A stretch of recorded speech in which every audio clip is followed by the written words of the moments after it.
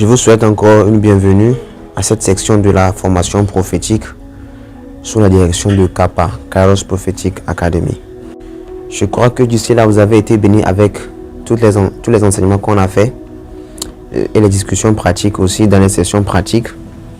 Et je crois aussi que le Seigneur est en train de faire de grandes choses dans votre vie. Et je crois aussi que ce qu'il a commencé, il va l'achever avec fidélité dans votre vie. Aujourd'hui, nous aurons à parler du sujet qui concerne le langage divin d'amour ou le langage d'amour de Dieu. C'était clair dans toutes nos discussions que Dieu parle pour lui-même et Dieu parle aussi dans le contexte de son amour. Et c'était aussi clair que Dieu parle dans le contexte de sa volonté et Dieu parle sa parole. Et je crois que nous avions établi tous ces concepts avec clarté. Et comme aussi Jésus-Christ a dit que les paroles que je vous dis sont esprit et vie. Et donc cela voudrait dire que Dieu parle dans sa nature ou par sa nature. Parce que Dieu est esprit. Dieu parle d'après qui il est comme Dieu. Dieu parle de son sein comme Dieu. Et donc sa nature est reconnue dans sa communication, dans toute révélation, dans toute chose que Dieu dit. Maintenant, une chose qui est notifiée dans les Écritures, c'est le sujet de son amour. Et je lis dans le livre de 1 Jean, le chapitre 4, à partir du 11e verset. Plutôt à partir du verset 7. Bien-aimés, aimons-nous les uns les autres, car l'amour est de Dieu. Et quiconque aime est né de Dieu et connaît Dieu. Celui qui n'aime pas n'a pas connu Dieu, car Dieu est amour. L'amour de Dieu a été manifesté envers nous, en ce que Dieu a envoyé son Fils unique dans le monde, afin que nous vivions par lui. Cet amour consiste non point en ce que nous avons aimé Dieu, mais en ce qu'il nous a aimés et a envoyé son Fils comme victime expiatoire pour nos péchés. Amen. Cela nous montre que Dieu est amour. Dieu n'a pas d'amour, ou bien Dieu n'a pas de l'amour, mais Dieu est amour. Très crucial maintenant, parce que si Dieu est amour, ça veut dire que l'amour est sa nature. Ce n'est pas quelque chose qu'il possède comme ça, mais c'est l'entièreté de sa nature. Et donc l'amour, c'est la motivation, ou bien l'amour, c'est l'atmosphère. L'amour, c'est tout ce qui concerne, c'est tout ce qui entoure les opérations et les manifestations de Dieu. Son expression est par amour et dans l'amour. Sa manifestation et son opération est dans l'amour et par l'amour. Cela est très important maintenant parce que tout ce que Dieu fait est en rapport direct avec sa nature.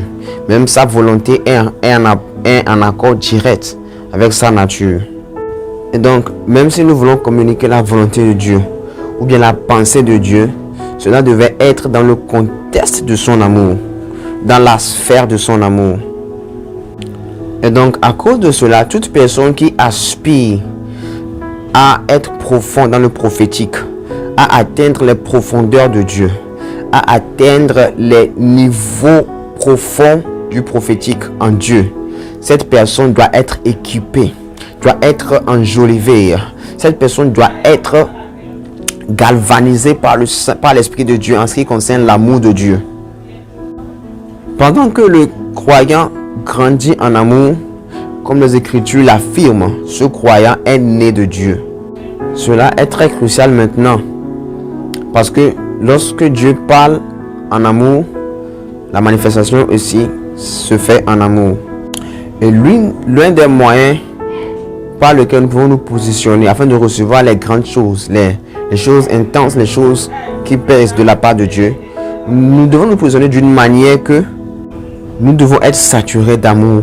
Nous devons être galvanisés, remplis d'amour, que tout ce qui nous sera communiqué de la part de Dieu ne sera pas mésentendu ou bien mal compris de notre part, afin de ne pas faire un bon usage de cela.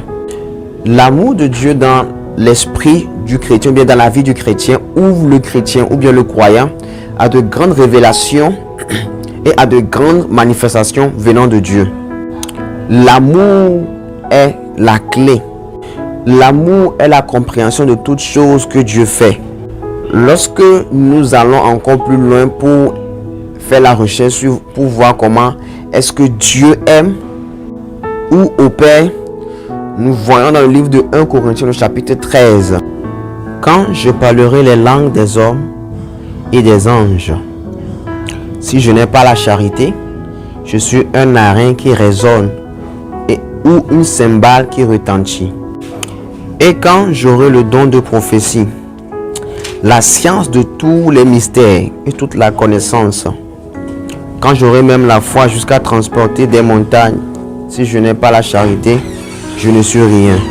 Et donc, la multiplicité des prophéties ou la profondeur des manifestations qui se font seront rendues inutiles par le croyant si toutes ces choses ne sont pas opérées ou ne sont pas exercées dans les paramètres de l'amour de Dieu. Parce que je peux avoir toute la connaissance, l'interprétation des visions, des songes, des langues même, toutes sortes de manifestations. Mais si je n'ai pas l'amour de Dieu, je suis absolument rien. Cela n'aura pas une valeur éternelle et une valeur et une utilité éternelle pour moi. Maintenant, je lis à partir du verset 4. Nous allons commencer par faire des recherches sur comment est-ce que l'amour de Dieu se manifeste ou l'amour de Dieu agit. La charité est patiente. Elle est pleine de bonté. La charité n'est point envieuse. La charité ne se vante point. Elle ne s'enfle point d'orgueil. Elle ne fait rien de malhonnête. Elle ne cherche point son intérêt. Elle ne s'irrite point. Elle ne soupçonne point le mal. Elle ne se réjouit point de l'injustice, mais elle se réjouit de la vérité. Elle excuse tout. Elle croit tout. Elle espère tout. Elle supporte tout. La charité ne périt jamais. Les prophéties prendront fin. Les langues cesseront. La connaissance disparaîtra. Car nous connaissons en partie et nous prophétisons en partie. Mais quand ce qui est parfait sera venu, ce qui est partiel disparaîtra. Amen. Alléluia. Voici les perspectives de l'amour de Dieu. Son amour est parfait. Son amour est doux ou gentil. Son amour n'est pas envieux. Son amour ne se vante pas. Son amour n'est pas orgueilleux. Son amour n'est pas dur. Son amour n'est pas égoïste. Son amour n'est pas intempéré. Son amour n'est pas irrité ou irritable. Son amour ne se réjouit pas de l'injustice, mais se réjouit de la vérité. Son amour croit toutes choses. Son amour espère toutes choses.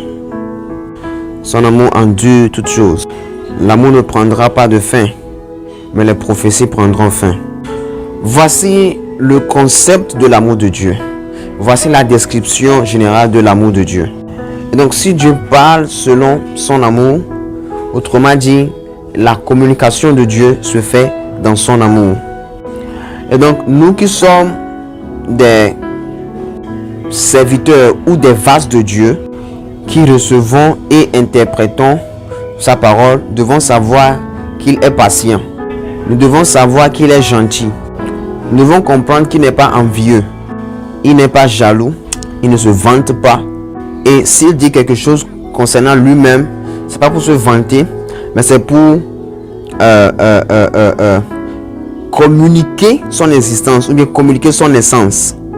Il n'est pas dur. Plutôt, il est gentil. Il est doux. Il ne s'irrite pas facilement. Contrairement à beaucoup de choses que beaucoup de personnes croient, que Dieu s'irrite très facilement et rapidement, qu'il est comme un maître avec un bâton et cherche des erreurs n'importe où afin de sévir. Dieu n'est pas rancunier. Dieu ne garde pas nos péchés devant lui. Dieu n'enregistre pas toutes nos erreurs devant lui. Lorsqu'il nous dit qu'il nous a pardonné, ce qu'il nous a vraiment pardonné, il Il ne se rappelle plus de nos péchés. Dieu est miséricordieux. Maintenant, si toutes ces choses sont dans l'amour de Dieu, sa voix, sa parole, ses révélations sont dans son amour, alors qu'est-ce que les Écritures nous disent lorsque les Écritures nous parlent de la colère de Dieu? Comment est-ce que nous pouvons lire sur l'amour de Dieu et les Écritures nous parlent encore sur la colère de Dieu? Qu'est-ce que les Écritures veulent nous dire ou nous communiquer? Qu'est-ce que les Écritures disent lorsqu'on parle de l'amour de Dieu? Parce que les Écritures nous disent aussi qu'il ne s'irrite pas très facilement et rapidement. Alors pourquoi alors sa colère? Et pourquoi est-ce que les Écritures nous disent ou bien nous recommandent de nous détourner de la colère et de l'irritation, car cela nous conduira uniquement à la destruction?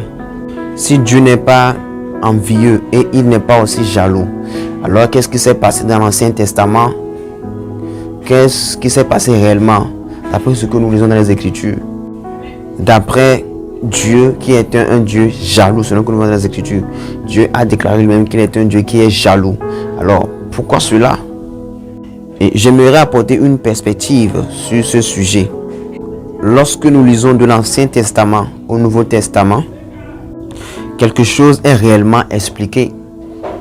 Quelque chose se fait voir réellement lorsque nous lisons de l'Ancien Testament jusqu'au Nouveau Testament. Nous devons étudier toutes choses, même dans l'Ancien Testament. Comme nous l'avons vu, l'Ancien Testament avait pour objectif d'imputer le péché et d'établir le système de justification de Dieu.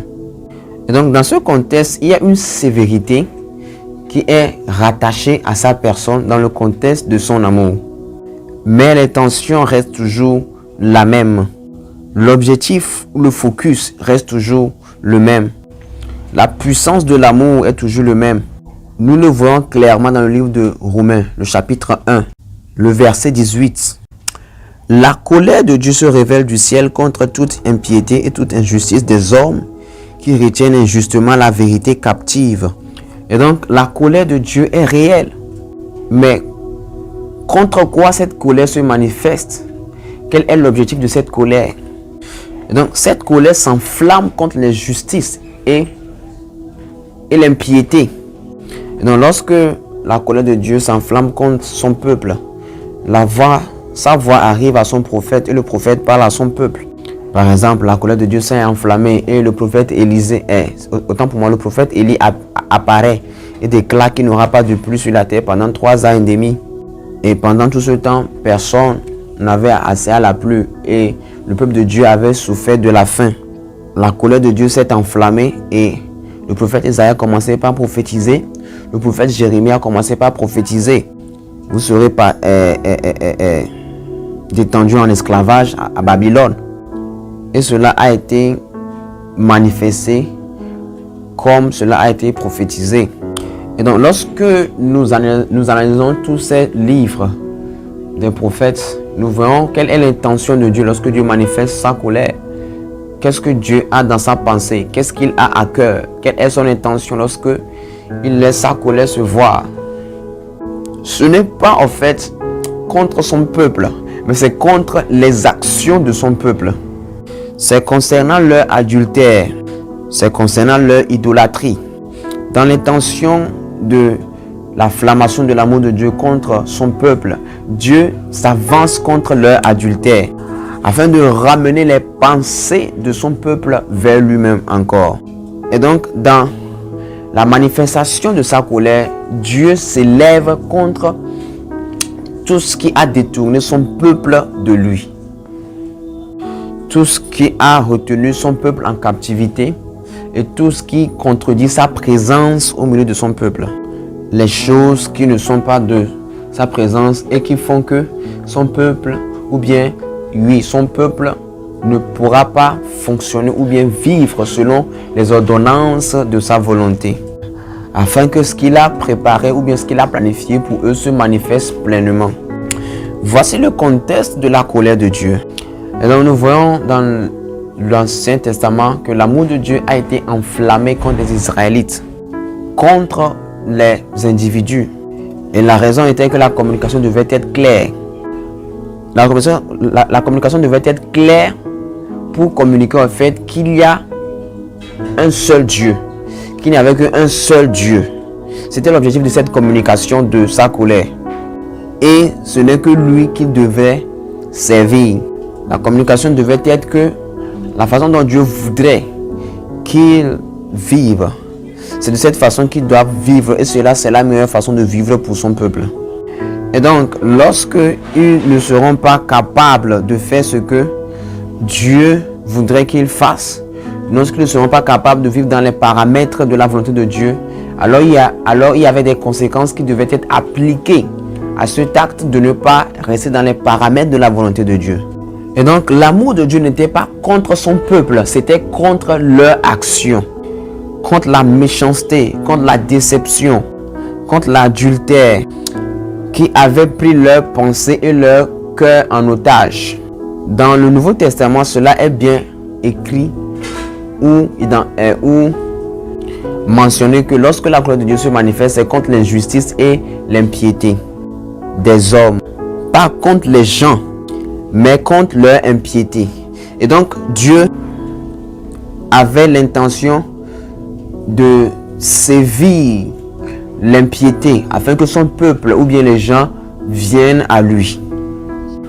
La Bible déclare que Dieu ne se réjouit pas de la mort d'un pécheur, mais cherche à ce que le pécheur soit sauvé. Alléluia. Et donc, nous pouvons dire dans ce cas que l'amour de Dieu fait plutôt du bien, mais pas de mal. Mais pour nous, les hommes, notre colère cherche à détruire.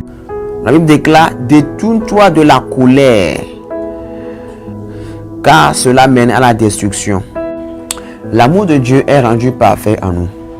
Et sa colère n'est pas en dehors de son amour. Son amour est le contexte de tout ce qu'il fait et de tout ce qu'il dit.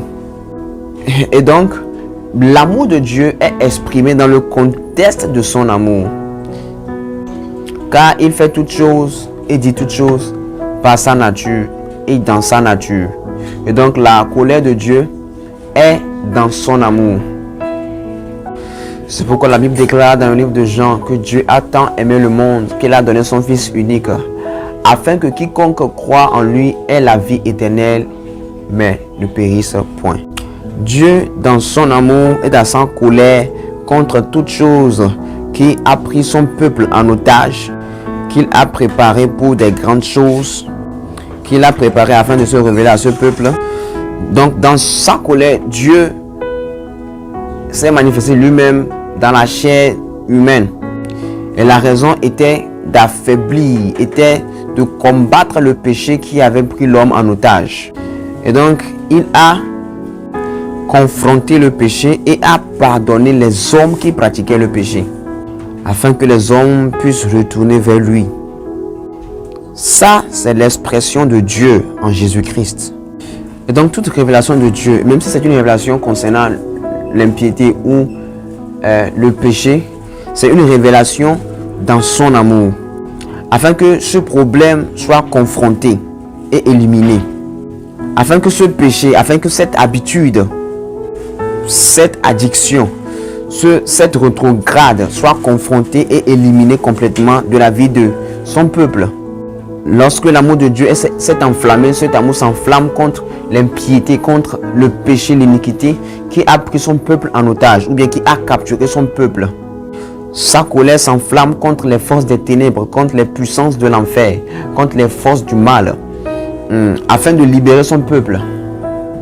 Donc lorsque sa colère s'est manifestée, lorsque sa colère est relâchée, c'est afin de conduire son peuple d'une manière que, à la fin de toute chose, son peuple puisse atteindre la perfection en lui. Et donc quelqu'un dira: Dieu n'est pas envieux, mais qu'en est-il de sa jalousie? Dieu parle de sa jalousie et il dit: je suis jaloux pour mon peuple. Pas de mon peuple, mais je suis jaloux pour mon peuple. Les hommes sont jaloux de quelque chose. Nous les hommes, nous sommes jaloux à cause de notre esprit de compétition. Mais Dieu est saint. Il n'y a personne comme lui. Il n'y a point de Dieu comme lui. Donc Dieu ne compétit pas avec qui que ce soit. Et donc sa jalousie n'est pas de son peuple, mais pour son peuple. Parce que quelqu'un ou des esprits ont pris son peuple en otage. des gens se sont, ou des esprits se sont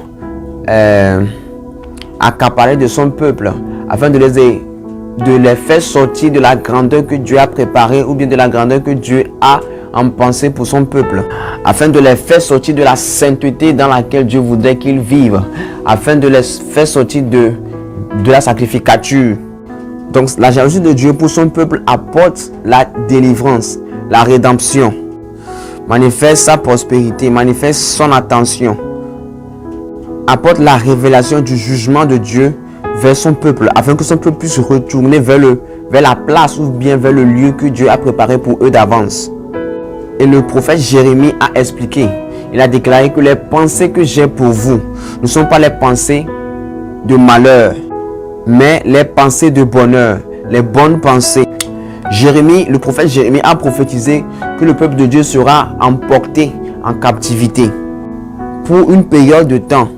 Et le peuple était déjà en captivité. Le prophète Jérémie prophétisait encore sur l'inspiration de Dieu, disant que ce ne sont pas les pensées de malheur que j'ai pour vous, mais les pensées de bonheur, afin que vous ayez un avenir et un futur. Et donc, Dieu leur disait par le prophète Jérémie de ne pas se laisser corrompre par les prophètes qui étaient au milieu d'eux, car Dieu a pour intention de les ramener. Alléluia. Dieu voulait les ramener vers le lieu qu'il a préparé pour eux, le lieu dans lequel ils étaient avant d'être emportés en captivité. Et donc, Dieu, par le prophète Isaïe, leur disait qu'il allait les ramener parce que les pensées qu'il avait d'eux, c'était des pensées de paix et non de malheur. Et donc, pourquoi est-ce que Dieu a permis sa colère et la captivité? L'objectif était de les ramener à une fin de perfection. Et cette perfection, c'était qu'ils seront dans le lieu parfait, ils seront dans la pensée parfaite de Dieu et ils auront les pensées parfaites. Ils seront en possession de tout ce que Dieu a préparé pour eux, dans la puissance, dans l'autorité, dans la grandeur. Et donc, voici l'expression de l'amour de Dieu. Autant pour moi, voici l'expression de la colère de Dieu et de la jalousie de Dieu.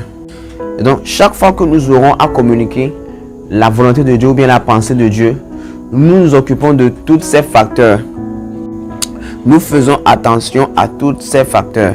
Et c'est pour cela que dans notre temps, dans nos jours, le prophétique n'est pas un ministère de condamnation. C'est pour cela que même si une révélation concerne un péché arrive, cela est révélé afin que Dieu puisse donner la rédemption, afin que Dieu puisse délivrer, afin que Dieu puisse donner encore une espérance de vie. Est-ce que vous comprenez de quoi je parle maintenant? C'est le contexte dans lequel Dieu parle et Dieu travaille. Et donc vous pouvez être la personne qui reçoit le message, vous pouvez recevoir de la part du Seigneur. Vous pouvez réprimander. David dit, fouille mon cœur, examine mon cœur. Parce que le prophète David a compris que lorsque le Seigneur examine son cœur, le Seigneur a la lumière afin d'éclairer tous les corridors de son cœur. Concernant le péché qui vient de son cœur. Donc le Seigneur est capable d'apporter le soutien ou bien de l'aide afin de délivrer de tous les péchés qui sont dans le cœur de David. C'est pour ça que David a pu faire cette prière. La colère de Dieu qui est enflammée, cette colère est enflammée contre le péché. Et donc lorsque vous recevez une parole, cela pourra concerner quelque chose dans votre vie. Mais ne vous sentez pas condamné. Parce que Dieu est en train de révéler. Afin que lorsque vous acceptez sa grâce, c'est alors maintenant que le travail, que la rédemption est établie. Des fois dans votre vie, le Seigneur pourrait vous communiquer sur certaines choses. Mais votre propre volonté à vous contredit ce que le Seigneur vous demande de faire ou bien ce que le Seigneur vous dit. Il y a des choses dans votre vie qui combattent la volonté de Dieu. Des choses qui combattent les projets de Dieu dans votre vie. Et donc Dieu va commencer par vous communiquer et vous révéler son jugement concernant ce sujet. Et cela n'a pas pour but de vous distraire ou de vous détruire, mais pour vous fortifier afin de quitter les mauvaises voies et de vous positionner dans sa volonté. La Bible déclare, et même dans le livre de Cantique des Cantiques, la Bible déclare que beaucoup des eaux, ou bien la multitude des eaux ne pourra jamais éteindre l'amour. Son amour s'enflamme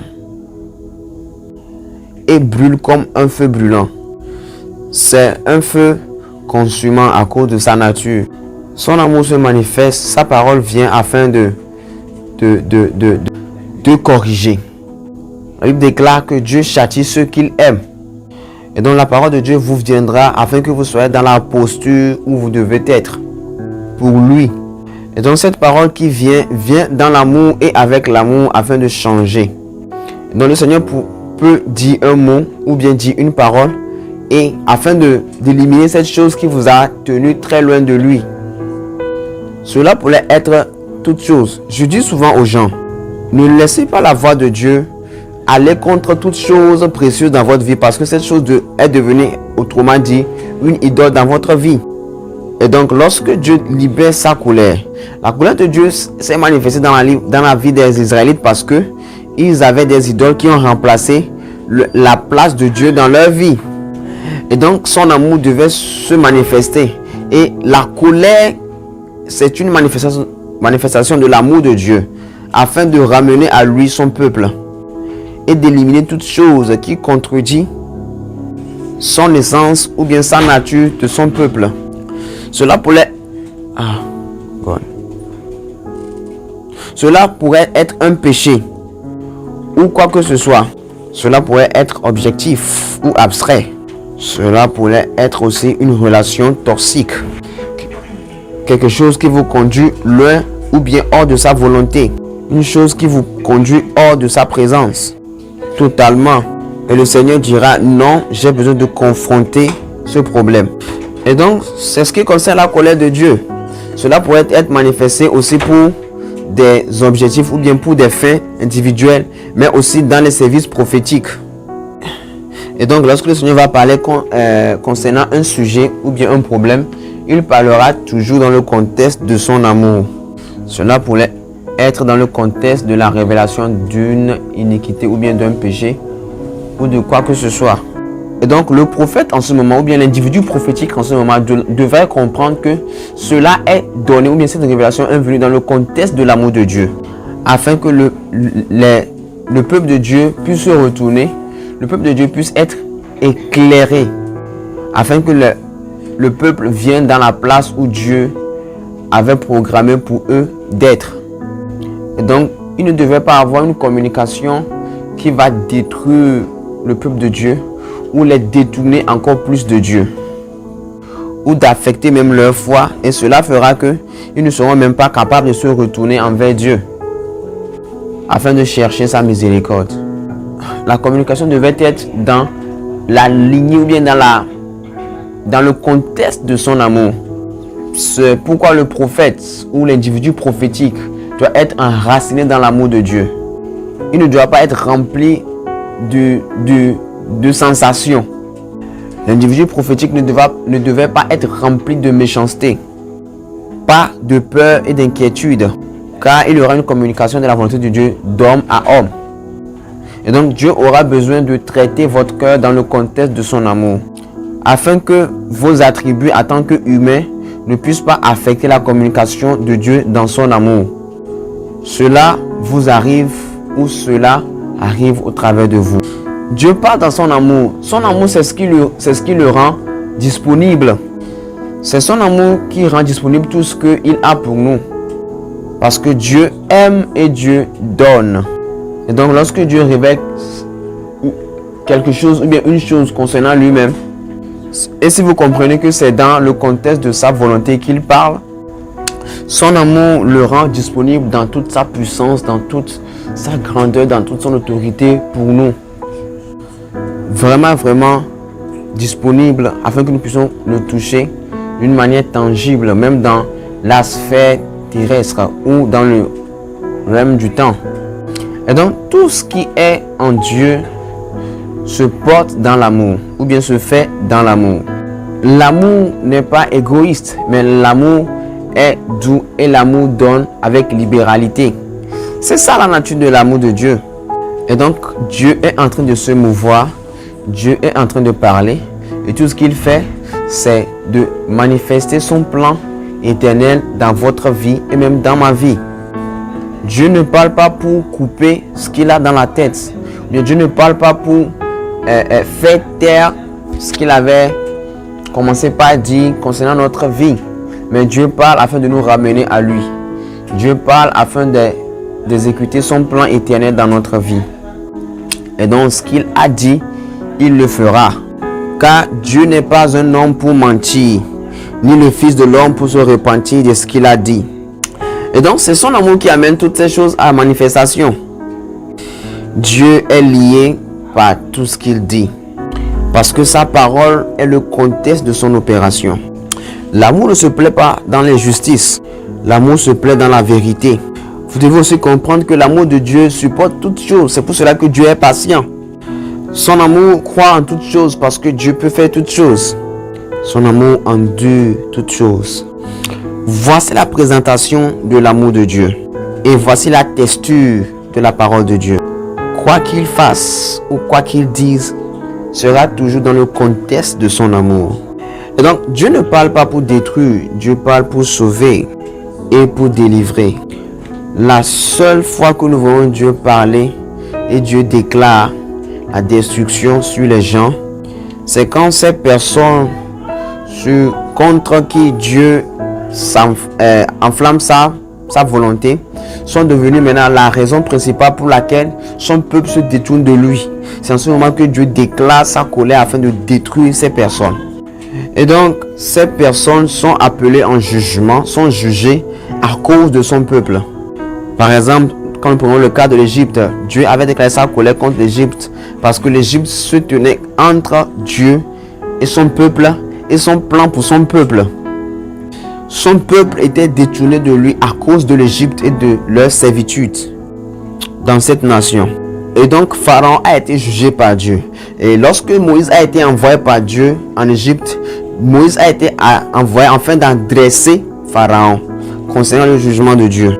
Donc certaines fois vous allez voir la voix de Dieu se manifester contre toute forme d'impiété et de méchanceté qui ont pris ou bien qui ont capturé son peuple en otage ou bien en esclavage. Voici le langage ou la texture du langage de Dieu.